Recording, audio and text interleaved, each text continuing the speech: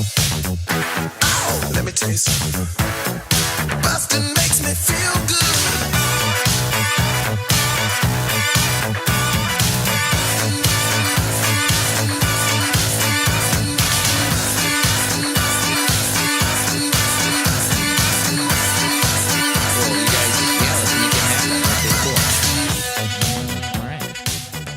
Hi, everybody. Welcome to Blockbusting, the podcast where we love to hate the movies. I'm your host, Jay Light. Joining me today, Justine Marino. Yay! Yay! Hi. Hi, thanks for having me. Happy to have you. Justine, I've known each other quite some time. Yeah, we met. You were such a gentleman. We were staying at the La Jolla Comedy Store condo. Yeah. And you let me have the bedroom all to myself. Yes. And you slept on the couch. That was my first time in La Jolla. Oh, that was so nice of you. Were we with Theo? Theo, yeah. Yeah. You, me, and Theo. Yep. It was a good time. Yeah. So you made a very good first impression. I try, and Yeah. and Justine is great comic, and the funny dance show. Yes, the Funny Dance Show, which we created at the Comedy Store. Great time. I've always enjoyed watching it. Do you guys still do it there very often? We took a break just because, it's going to air this year. So we just wanted to wait till we get an air date because it's so much work. And then once you get paid to do it, it's kind of like, oh, man, it's a lot harder to get the gusto going to do it for free. Yeah. I will say, whenever the air date drops, you guys should get on that shit. Watch it. It is so much fun. It's one of the most entertaining comedy shows that I've ever seen. So I'm glad that it's going to be brought to life on TV. And I feel like we did a good job of translating the energy from the belly room onto TV, which is hard to do, as you know. Yeah, roast battle, we tried. We didn't really get it. We didn't really stick the landing. But I feel like you guys have a show that's easier to translate with the energy. Right, especially because dance shows are something that already exists. Mm-hmm. So, it's just our version of a dance show. Which is great. But to go from things that bring us a lot of joy, let's talk about the fucking depressing garbage weird pile that is $1 Million Baby. Yes. What did you brought this movie to me? I did. You changed your mind from an original thought of doing the what was it, the Jim Jarmusch movie? Oh, Dead Don't Die. Dead Don't Die, which we don't even need to bring that up ever. But this I think is a much more interesting one to look at because $1 Million Baby, 2004 Clint Eastwood drama boxing movie starring Clint Eastwood, Hilary Swank, Morgan Freeman. Won Best Picture, Best Actress, won a couple other Academy Awards, widespread acclaim from critics, buku numbers at the box office, but you got some problems with it. Let's talk about it. What's your baseline? I'll just say, I have to give a little bit of disclaimer. I did see New York Minute twice in the theaters, the Mary-Kate and Ashley movie. So I have terrible taste. Also, I watched about 10 Hallmark Christmas movies over the break. So I have bad taste to begin. I like fluffy, happy things. Okay. I'll just say that. What's your favorite movie? If you had, maybe it's hard to name like one, but what are some of your favorites? I love 16 Candles, even though now there are some problematic elements to it. For sure. That was, Clueless, I would say, is probably my overall. Great. Clueless is a wonderful movie. Great, short, everything, 90 minutes, everything. I think Clueless is a perfect movie. So that being said, going into $1 Million Baby, I'll say I think a lot of my problem with it is how it was marketed, because I saw the trailer and I was like, it's Rudy for girls. It's going to be so empowering and uplifting. And then I got to the theater. I was very excited to see it. And, about halfway through, it took a little turn. It does. And I've never seen a trailer for this movie. I knew about what happened in the movie. But I never saw this movie. I as far as like movies from 2004 go, my favorites of the year didn't even get nominated for Best Picture. My all time of that year is Eternal Sunshine of the Spotless Mind. Oh, so good. Which is so good. But $1 Million Baby never crossed my radar until you brought it up, and I didn't even. Yeah, let's watch the trailer. I want to see what this Rudy for girls we thought it was going to be. There's magic in fighting battles beyond endurance. Now, what is the rule? Protect myself at all times. Good. It's the magic of risking everything for a dream that nobody sees. nobody's but you. People hear about what you're doing and they laugh at you. But some wounds are too deep. I got nobody but you, Frankie. Well, you've got me. Yeah. You're too close to the bone. Clint Eastwood, Hilary Swank, Morgan Freeman. Yep. Whoa. $1 Million Baby. Movie trailer Look for it on voice. DVD. Yeah. This still even existed? I know. It's on DVD. If that's the full trailer, then yeah, they're really burying the lead. Do there. you see? I literally. That is 30 seconds long. I know. I went in and I was like, this is going to be great. Female empowerment. I love it. And then, wow, was I mistaken? Right, because the movie is the story of an underdog's rise, right? And there's like 20 minutes at the beginning where like we are supposed to be like we're not really giving a shit about what's going on with Hilary Swank and Clint Eastwood, and then they join up, and then they get this great like, oh, we see her career and it blossoms and it's great, and then in the last like hour or maybe 45 minutes of the movie, we get this scene, which if you let's just get into the good old neck breaking. Yep. Fight, punch, going after. Yeah, the dirty fighter's gonna lose. Yeah, there you go. Yeah. Hilary Swank. I was so into it at this point. She did it. Everybody's loving it. Clint Eastwood's happy. Yeah. Hell yeah. Oh no. Uh-oh. You know, with that little rumble. Oh no. And we know. Oh no. And he goes to move. Oh. Brutal. Brutal.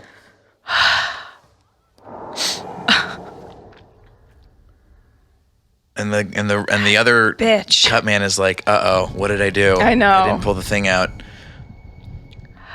There's so much in this movie that after that happens, the tone completely shifts. That's the thing, is that I feel like it's two movies in one, and I signed up to see the first part of the movie and not the second. I felt taken advantage of. I didn't consent to that. Right. You know? I love a good sports movie. A sports movie's fun. It's entertaining. I love it. You root for people. You do. There's a great story there. And all of the stuff where, I've seen a handful of Clint Eastwood movies. Have you seen a lot of his work? I've seen, not a ton. I've seen a few, but this I was excited about because I loved Hilary Swank. I've loved her since Buffy the Vampire Slayer, the movie, which was her first film. I did not know that. Yeah. So, the movie. She was this bitchy, Valley girl. But I've loved her. I was excited to see this. And then, bam.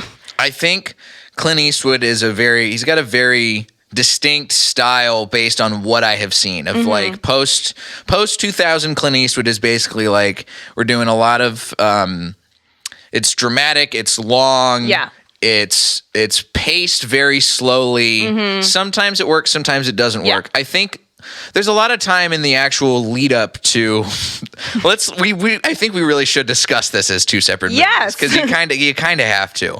Up until Hilary Swank breaks her neck. There's Sorry. No, but that's the way it is. There's a lot of this movie that it feels kind of silly and lame, but ultimately we get to this cool montage of Hilary of what's her character's name? Maggie Fitzgerald. There we go. She's doing a great job, and and you see that Morgan Freeman, scrap iron, he really cares about running this gym right. Yep. And Clint Eastwood, by the way, the Wikipedia plot synopsis of this movie starts off with the worst line possible. Let's hear it. The film follows an underappreciated boxing trainer. There's nothing underappreciated about Clint Eastwood. Clint Eastwood makes the bed and lies in it through his whole movie. Totally. He's the one who's like, I'm not going to let this guy who's ready for a title fight. Yeah, and then he should have gone with it, And then he's like overtly being a dick to Hilary Swank. Oh, I know. He's just like shitting on her for being a girl. Right. It's just, and she's trying so hard. Also, and then he's like, she's a girl, and then he's like making fun of her age. And he's like, you're too old to fight. You can't do it. And then refusing to help her. Yeah. By the time they actually get into the groove and like we make it happen, I'm like, I was watching and I was like, okay, we probably could have cut out some of the dancing around them actually working together. Yeah, absolutely. But you know what? We're getting into it. This is going to be fun. Yeah. This seems like it's going to be a thing. But in the back of my mind, because I know that Hilary Swank breaks her neck in this movie, I'm like, all right, what's going to happen? Yeah. How are we going to get to the neck breaking? Yep. How did you were totally taken by surprise when this happened because you saw this in theaters. You had no idea what happened. I had no idea. What was your reaction like? Horror. I felt such just a surge of horror and just like, oh no, this is going to go very differently than what I was imagining, to the point where now, if there's a movie that I kind of think might have that situation, I look up a lot of spoilers now just because I need to know. You don't need to see if any of your favorite characters are going to become quadriplegic. Exactly. I need to know if there's going to be a quadriplegic unplugging at the end. There's a lot. Yeah. There's so much. There's little quirks in this movie. Like Clint Eastwood, I think, is from the very beginning of the movie. Another hallmark of Clint Eastwood movies is him having a bad relationship with his daughter. Oh, of course. And so this whole movie, it's not only the relationship between the trainer and the boxer, but Clint Eastwood's got a sort of paternal relationship to Hilary Swank's character, to Maggie, because we know she doesn't have a dad. Yeah. And her relationship with her family's bad. That's heartbreaking. Everything about this movie is heartbreaking. And the glimmer of hope that we see in the first half of it, first 2/3 of it, is like, okay, this is going to be what makes it worth watching. But then it's like everything is so fucking depressing. Right. What's the point? It's very strange. Like, if I'm thinking of the arc of the movie, it's weird for... Like, structurally, I guess it makes sense, right? For the neck breaking to happen before the actual climax of the movie. Because then there's another, 30 minutes after that in the movie where we're watching her in a rehab facility and her family comes and tries to take all her money and she tells Clint Eastwood to kill her, please. And he doesn't. And then the tongue biting.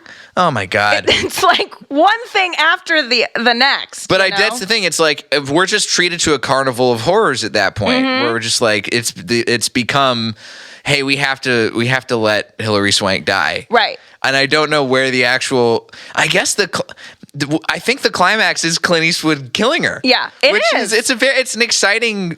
It's exciting's the wrong way to put that. I get what you mean, you know what I mean? Yeah. And the scene kind of plays out. We got to watch the scene. Here we go. Can't be like this, Frankie. Yeah, you can't. God. Not after what I done. I seen the world. And she's making total sense. Yeah. She's making perfect People sense. chanted my name. Oh God. Everybody loves her. This is so sad. It's heartbreaking. Oh, they're not. This isn't actually going to be the killing scene. Oh yeah, I think this is the scene where she asks, and Clint Eastwood saying no. Ugh. He knows what's coming. That's the other thing too. This is Clint Eastwood classic directing. It's taken forever to actually get to the point. Yes. And I think that's why I don't see a lot of his movies. I like movies that are like 90. I love a 90-minute movie. I don't need any more, you know? This is 2 hours and 15 minutes of, like you said, a carnival of horrors. Right. I think, because even before we actually get to any of the boxing stuff, there's a lot of really shady, questionable shit that's going on in the very early phases of the movie. There's a lot of stuff where we're like, I don't really know who... I don't feel like rooting for Clint Eastwood's character. The only I want to root for Hilary Swank's character, but she's like there's decisions that her character is making that like I don't understand. Where like she's eating like I've been in a place where like I'm so poor that I need to be taking food from the restaurant that I'm working at. Right. And I get like, all right, cool, I'm going to eat that at home. But why are you also like knocking over your change and just like I'm just going to revel in my quarters? Yeah. Here we go, the death scene. Oh, God. Yes. And by the way, keep in mind, this also comes after the scene that probably got Hilary Swank her Oscar for this movie, which is where she's sedated and her eyes are like rolling back in her head. I'm like, and if you're an Academy voter, how can you watch that and be like, no, she doesn't deserve Yeah, it's over. It's over. You're done. Everybody's done at that point. Yeah. Who's she even competing against? Let's while this very quiet scene plays out, I'm going to look and see who she also competed against. Best she also, Actress after with. she won that Oscar, she went to Carney's and ate hot dogs in her in her dress. Yeah. Iconic. Isn't that iconic? I mean, she almost got me back on board with the movie for that. This is what. I'm gonna disconnect your air machine. Okay, here we go. Yep. And you gotta go to sleep. It's not even the right way of putting it. You're not going to go to sleep. Yeah. She starts suffocating. Yeah. It's clearly very like violent and sad. Every part about this movie is violent and sad. Oh my God. Okay, so here we go. He's going to shoot her with adrenaline. Kushla. And we finally find out what Makushla means the whole time. I know this. I might tear up, you guys. It's so heartbreaking. I'm going to let my daughter go. Papa's finally ready. Oh my God! And look at her face. This is how you do it. Annette Bening, you never stood a chance. Oh yeah, no one stood a chance. Catalina Sandino Moreno, you never stood a chance. Yeah. Imelda Staunton, you never stood a chance. Kate Winslet, you never stood a chance. Yeah. Which one? Revolution. Kate Winslet, no, this is for, it was for Eternal Sunshine. Oh, right. Oh, yes. Clementine, yeah. Yes. Oh, she was so good in that, though. She's so good in that. But she's not Hilary Swank getting killed. She's not getting her air machine cut off. She's not Hilary Swank biting her tongue and then getting sedated good, you know? Oh, God. Here we go. Okay, we have to watch this scene, but there's a part in this that like there's no way that he would be able to make it into the rehab facility undetected this late at night. That's the other thing. Logistically, this makes no sense. This is not. Are you kidding me? How is no one on duty at this rehab where they're going to notice that she's flatlined? And especially because she's already a risk because she tried to bite her tongue. Right. You know what I mean? Yeah. Logistically, this scene, I mean, I get it for dramatic purposes. Yeah. But it doesn't make... No. There's no way that this he just kind of waltzes behavior would happen. in. Every time... I've seen other movies where there's like a scene of somebody killing somebody in a hospital, like pulling the plug on somebody. Mm-hmm. It always has to be done like in the daytime, very sneakily. Yes. Not like this where Clint Eastwood has all the time in the world because he knows how to get into the hospital at night. Where there's nobody working at the hospital. No one works there. Everyone went to bed. Bugs me. Because it's just, and now here we go. Because we have all these very dramatic. Because that's the thing. It's like I don't think he had anything left. He didn't have anything left. And then he goes and eats the pie. Right. But then we also have the turn of this movie where right after that, then we reveal that the whole time Morgan Freeman's been the narrator too, and he's writing a letter to Clint Eastwood's daughter, his actual daughter, to be like, "Listen, your dad's not that bad. Yeah. He pretended he had another daughter instead of you. Yeah. I don't know what happened." There's so much of this movie where you see a lot of the Clint Eastwood-y tropes where.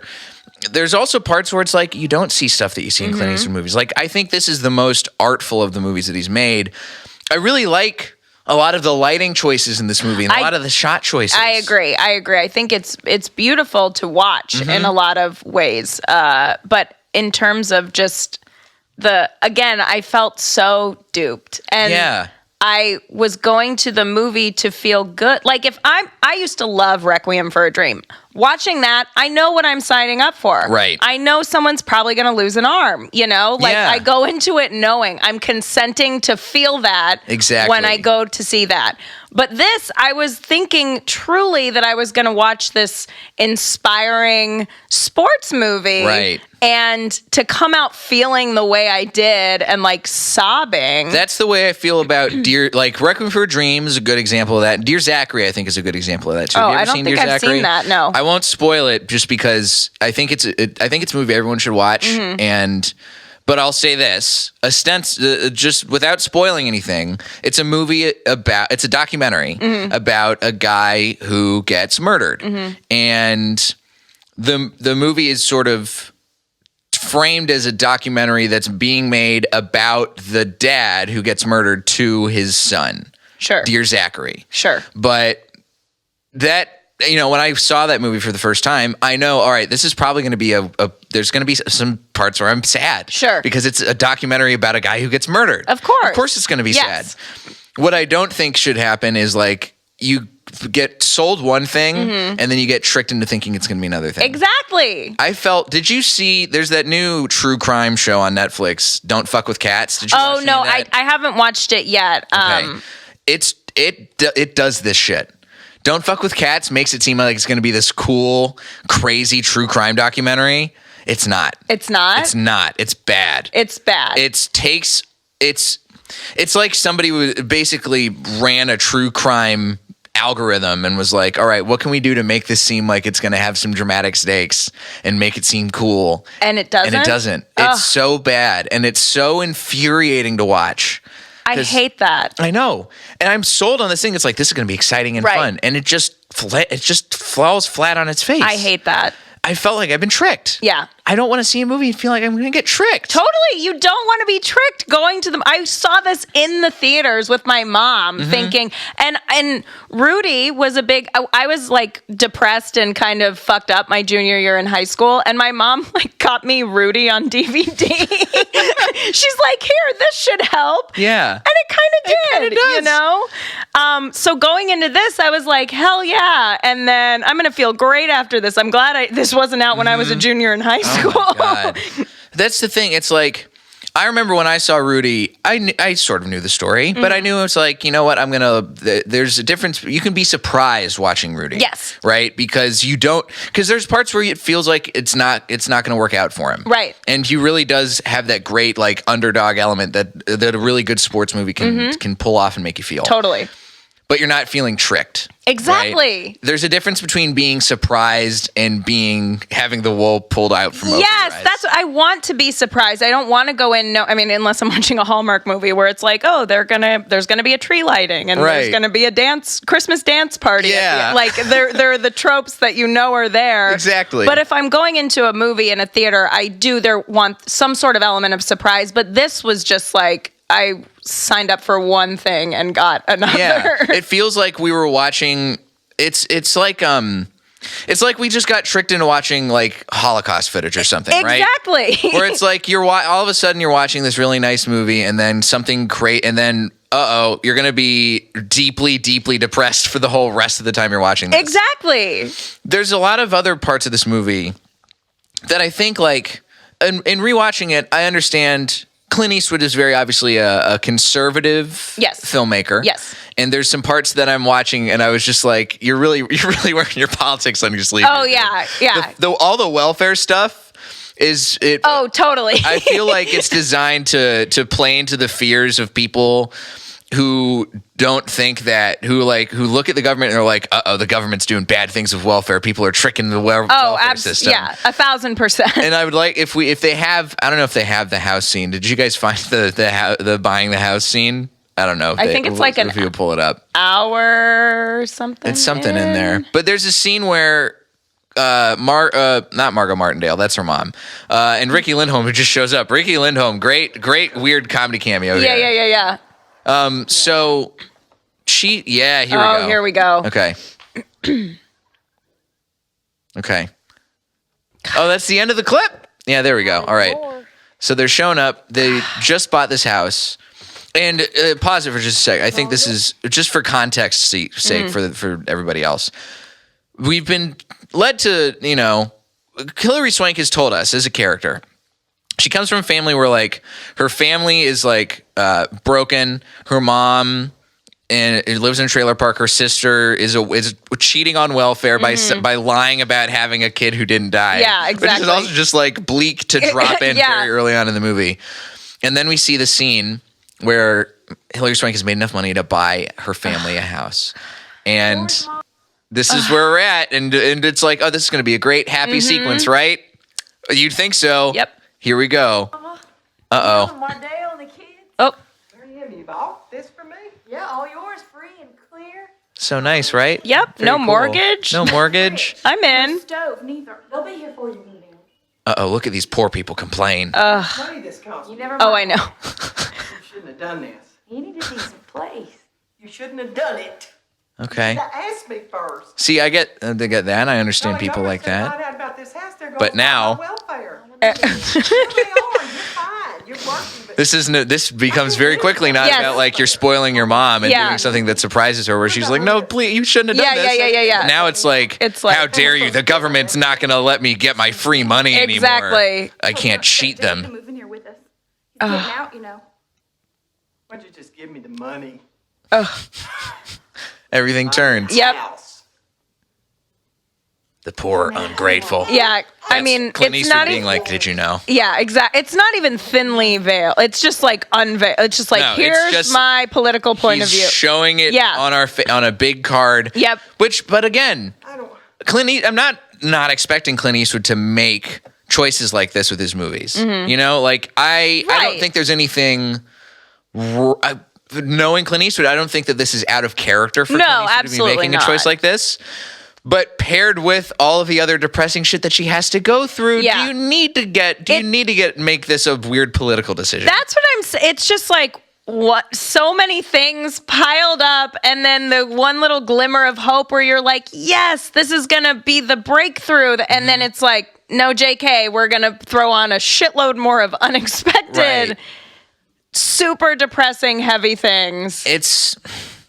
Because the family even comes back later on, and they're like, "Hey, listen." Yeah, and they just bring the fucking lawyer, and They're just trying to take all our money. yeah, it's shitty. Right. No, listen, we got to put poor people are shitty, and also if you have a bad relationship with your daughter, you can just find some gal at your boxing gym to make it okay. Yeah, absolutely. There's also weird messaging. We didn't even cover any of this yet. There's weird shit going on with Jay Baruchel's character. Oh, totally. The whole time where they're like, we're just gonna let him a disabled guy sort of like pretend to work out at the gym. Yeah. Mentally handicapped, gets beat. This is a subplot that doesn't need to exist in the movie. It's so weird. And when I rewatched it, I was like, I had completely forgotten about that because I was so traumatized by the second part of the movie. But I was like, what? Like, Yeah. the second part overshadowed it so much that that part was so bizarre and just, like you said, unnecessary. Yeah. It's just, yeah. Here we go. Here it is. This is the scene. Give him hell that nigga. Oh my God. Old school. Toilets overflow. Oh, also, just the fact that they have this whole Clorox sequence earlier on in the movie where Morgan Freeman goes to clean the toilets and Clint Eastwood's like, "Don't use Clorox brand bleach." Yeah. Morgan Freeman's like, "It smells better." Great Clorox ad, guys. Nice job. Nice work. But here we go. Toilet overflows. And now they're going to take the time to beat up God. poor mentally challenged Jay Baruchel. I mean, it's like he was thinking, how can I just make this the worst movie, like the worst feeling movie? It's a thing where it's like, Morgan Freeman didn't get enough depressing stuff to do in this movie compared to Clint Eastwood and Hilary Swank. So they're like, all right, we got to give him a subplot where he's involved in a horribly depressing incident. Ugh. And here we go. Hey, come on now, Flip. What you doing? Let him go. Yep.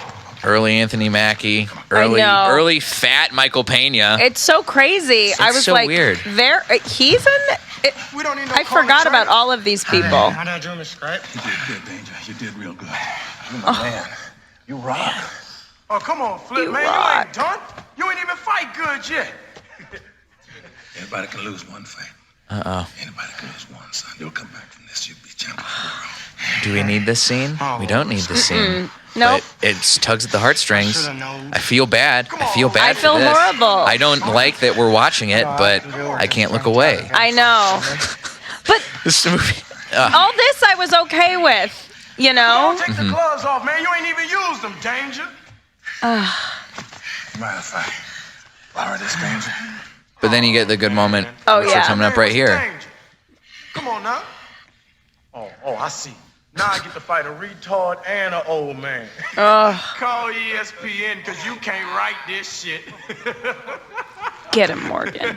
Oh, Yep. Yeah. See, because we get that moment, and I like watching Morgan Freeman punch Anthony Mackie's lights out. So that's the thing. The payoff is worth the sadness and trauma we felt watching that scene. The end of this movie, the payoff is even more dramatic and depressing than the whole movie. It's not a happy ending. It's not. This scene, if the movie ended with this scene, this would be a happy ending. It would be a happy ending. I'd be cool with this. I would much rather watch the Morgan Freeman defending the rights of poor Danger, who also has a depressing story. He gets dropped off in the middle of nowhere and just left to fend for himself. Yeah. With Forrest Gump level intelligence. I know. It's every part of this movie is so depressing. It's infuriating. It doesn't have to be this depressing. It doesn't. It could have been uplifting. It could have been a contender. It could have been a contender. Did you like it? There are parts. I mean, I wouldn't say I liked it, but I will say I think it's compared to the other Clint Eastwood movies which I've seen, which are bad. Yeah. This is fine. Yeah. There's parts of it that work. There's parts of it that don't work. Sure. I am not eager to watch it again, but there's an element to it. I think part of the difference in our watching experience is at least I wasn't tricked. Yeah, you knew. I knew that Hilary Swank breaks her neck. Right. I know that trope by now. I think they've made jokes about it in plenty of other movies and TV shows at this point. So I know what happens. But I don't still, even after watching it, I don't particularly think it's a good movie. Right. I've had other people on the show tell me about Clint Eastwood's earlier work, and I feel like I still need to go back even further to watch Clint Eastwood from the 90s and see that, because I can see that he's a good filmmaker in a movie like this. Yeah. I like some of the directorial choices he makes. Sure. I think this is definitely the best of the Clint Eastwood movies that I've seen, but I still haven't seen a Clint Eastwood movie that I enjoyed watching. Right. Yeah, this is hard to watch. It's hard to watch. It is. And truly, before Queen and Slim, I Googled, I was like, this looks like it could go either way. I got to look into it. I think, it got widespread acclaim from critics. Obviously, it was nominated for a bunch of Oscars. It was put number one on a bunch of people's lists. It got, let's see some actual reviews here. Yeah. I think it's because people need to feel, and this movie makes you feel a lot. And when you feel things that you aren't used to feeling in your everyday life, you can't kind of stop thinking about it. You know what I mean? So I feel like that maybe is what, but truly, can a feel-good movie be an Oscar contender? Movie can be an Oscar contender. Right, it can be, right? Yeah. As good as it gets, that was pretty feel-good. Yeah, I think there's crowd-pleasing movies that can be an Oscar contender. Like Argo won Best Picture. Argo's a crowd-pleaser for sure. Yeah. Argo's a fun, sort of action-y, sort of spy, heisty kind of movie. Sure. Here's, the other movies, this is my favorite. Roger Ebert gave it 4 stars, called it a masterpiece. It said it's the best film 2004. But there's other people who have the same sort of criticisms that you do. Oh, thank God. Michael Medved, my main objection to $1 Million Baby always centered on its misleading marketing, an effort by Warner Brothers to sell it as a female Rocky. Yes! Without a hint of the pitch dark substance. See? Andrew Saris of the New York Observer, no movie in my memory has depressed me more than $1 Million Baby. Wesley J. Smith of the Weekly Standard. The movie could have ended with Maggie triumphing once again, perhaps having obtained an education, becoming a teacher, or opening a business managing boxers, or receiving a standing ovation as an inspirational speaker. Exactly. Nope. We're just gonna kill her. Just kill her off. Yep. Clint Eastwood himself. This is Clint Eastwood responding to critics about this movie in an interview with the LA Times. He says, it says it's the film is about the American dream. And he's distanced himself from the actions of the characters in the movie. He says, I've gone around in movies blown away people with a 44 Magnum. But that doesn't mean I think that's a proper thing to do. That's the thing. Clearly, Clint Eastwood doesn't think that you should be killing the people you love if they ask you to end their misery. Right. Because that's an act of love. But, he's just going to let you rot. Yeah. He's going to let you get your leg amputated and let other people try and take advantage of you in a rehab facility. Yeah. Because that's the way you should go. Yeah, that's the way you should go. Right. If this movie's about the American dream, then I'm terrified to find out what comes for the last half hour of my dreams. Yeah, I know. That's makes it even more depressing. Right. Also, he's a successful filmmaker. Yeah. No one's unplugged you. Why No. did you have to unplug her? I wonder if Clint Eastwood's actual kids are going to unplug him when the time comes. I wonder.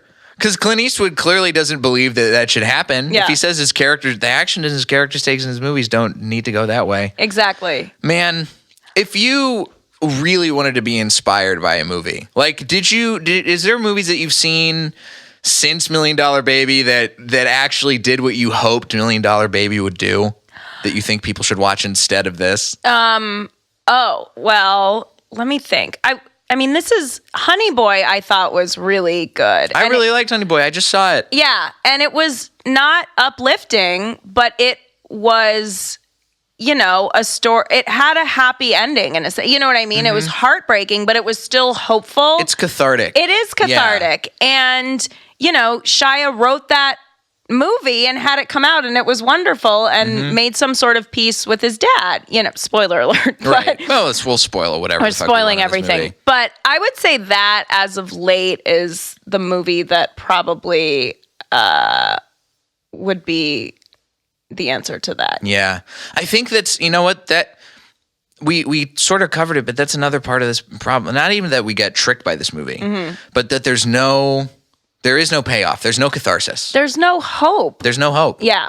If a movie doesn't need, I feel like they looked at this movie at the Oscars and they were like, all right, this movie is so depressing, but Clint Eastwood made it. Yeah. So let's get him Best Picture. What else? I want to see what else got nominated for Best Picture this year. Can we pull that list up, guys? I think, because I don't remember a lot of what came out in 2004. American Beauty, right? American Beauty was 2000, I think. Oh, it was. But there's. Oh yeah, it was 2000. But it's like we're not living in that depressing of a time. Yeah. Like this. I don't remember even what the critical reaction was to this winning Best Picture, because I think if there's as many people who loved it, this is 210 on the top rated movies on IMDb. My God, how sad are people on IMDb? I know. I understand her winning Best Actress, for sure. I get that. But Best Picture, it just is beyond me. It was okay. Finding Neverland, Ray, The Aviator, and Sideways. I mean, out of those, I've only seen Sideways. Oh, really? Yeah. I haven't seen. I mean, Sideways, of course, is never going to win because they're never going to let a comedy win Best Picture. No, of course not. But it's like, why? Yeah. I think. Yeah, I saw. Yeah. The Aviator doesn't seem like the happiest movie. It's not, but going in what you're going to get. I didn't know Morgan Freeman won Best Supporting Actor for this. Good job, Morgan Freeman. That's good. Nice work. Oh, Aviator. Yeah, I saw Aviator because I am a major Leo stan. Okay. Did you like The Aviator? Would you have put Aviator above $1 Million Baby? I mean, of course, I would put anything over $1 Million Baby. Yeah, I liked Aviator better, and Ray was really good too. Mm-hmm. And I mean, Sideways was great. And Sideways is great. Sideways is fun. Finding Neverland was good too. It was very sweet. But they're not going to let this every once in a while. They're not going to let a movie that's sweet win Best Picture. I know, it's infuriating. It's interesting to have looked at Best Picture winners over the years and see that there's a lot of phases that people that the Academy seems to go through in terms of like what wins or what loses or what kinds of films even get nominated for Best Picture. Like this stretch of movies, I think it's very telling. Yeah, The Sea Inside too, Best Foreign Language. That is from what I understand, a very depressing movie. This seems to be the year that they were like, we're going to let all the depressing shit win. Yeah, they were feeling pretty bad this year. Man, what happened in 2004 that everyone was so fucking sad about in the movies? Know. Passion of the Christ. Oh, yeah. That came out that year. Yeah. Again, we know where that story's going. We know where that story's going. Listen, yeah, I'm not going to be uplifted, but I'm not going to be taken aback by like anything that happens. I feel like also sometimes when there is that huge mind-blowing twist that you don't see coming, because you feel it's so jarring that I feel like people maybe are tricked into thinking that's good. Right. Well, That's how M. Night Shyamalan's based his whole career. Yeah. Is the twist. But there's sometimes where it's like the twist works. And, Absolutely. And it adds, upon repeat viewings of the movie, knowing the twist adds to the movie. 1,000%. The only thing that knowing about the neck break in $1 Million Baby did for me watching $1 Million Baby was wonder what's going to happen and how we're going to get to the neck break. Yeah.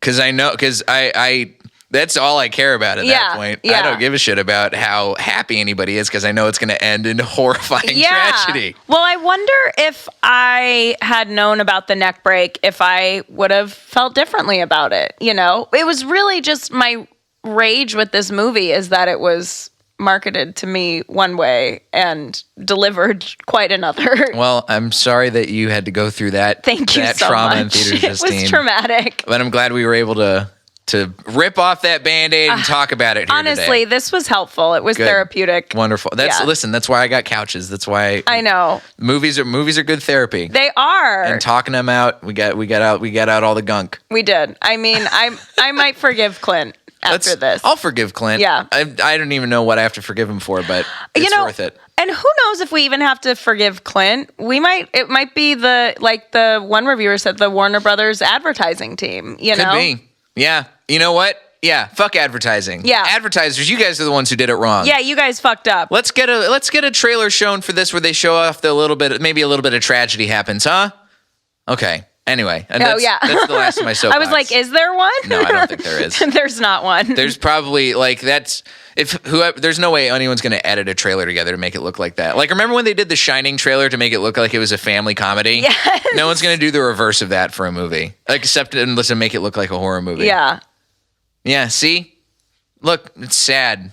This is going to be, here's a long trailer. She's she makes me so sad, too. It's the magic of risking everything for a dream that nobody sees but you. All it is about dreams and boxing. If I take you on, you don't say anything. You don't question me. It's going to be hopeful. Yep. It's going to work out. Yep. No, it won't. Yes, Frank. No, it won't. We had no idea. No hope. Everything is shit. Hopeful. Don't come crying. Music sounds hopeful. The music sounds so inspiring. We're going to shake hands. There you go. The shot's great, though. It's a good, I mean, it's such a It's Look, well listen to crafted. this. It's well crafted. This music, it's like. The truth is, my brother's in prison. My sister cheats on welfare by pretending one of her babies is still alive. My daddy's dead and my mama weighs 300. It's all working out. They really only advertised the first half of this movie. Trailer. We could watch this. Someone needs to do an edit of this movie like they did for Star Wars, where it's just the first half of this movie. Yeah. You can make a totally fine story. Totally. Out of all that. Absolutely. You don't need that last 30 minutes. Well, that's the other thing. It's 2 hours and 15 minutes long. We could have ended on a high note, you know? Have a little bit of a setback where she has to retreat, and then she comes back and, claims her victory. Right. We don't need that. We don't need the rest of it. Yeah. This was not a typical hero's journey for sure. No. Hero's journey, nobody ends up super sad and depressed by the end of it. Yeah, no. Everybody's just like, we're going to make it hopeful. Justine, thank you so much for coming in today. Thank you for having me. I think we can cut off the trailer. We know exactly what's going to happen. We know where it's going. Here. Where can the listeners find you if they want to try and console you more after watching $1 Million Baby? On Instagram at Justine Machine 1, the number 1. That's my biggest thing that I check the most. Right on. Yeah. And keep your eyes peeled for the Funny Dance Show on E. I'm very excited to see that. Thank you. Thanks for having me, Jay. Happy to have you. You can find me at Diet J on Twitter and Instagram, jlightcomedy.com for show dates. Join the Patreon, join the Facebook group. All those links are in the show notes as well. And this has been Blockbusting. Go see something good for a change.